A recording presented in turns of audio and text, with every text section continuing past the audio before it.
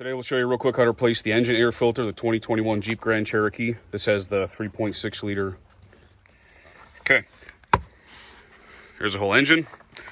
This is the air filter. You got 1, 2, 3, 4 10mm bolts will loosen. Okay, when you loosen those stay captured, right? They're still attached. They don't come out very easily. So now you can push backwards on this a little, lift it up. Try not to break anything.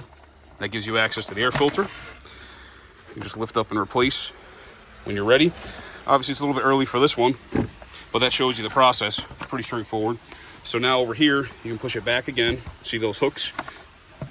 Get the bottom of that, this side. Now you see those hooks come all the way through, right? There's 2 or 3 of them across. Then you know it's reinstalled properly. You can tighten these back down and you're done.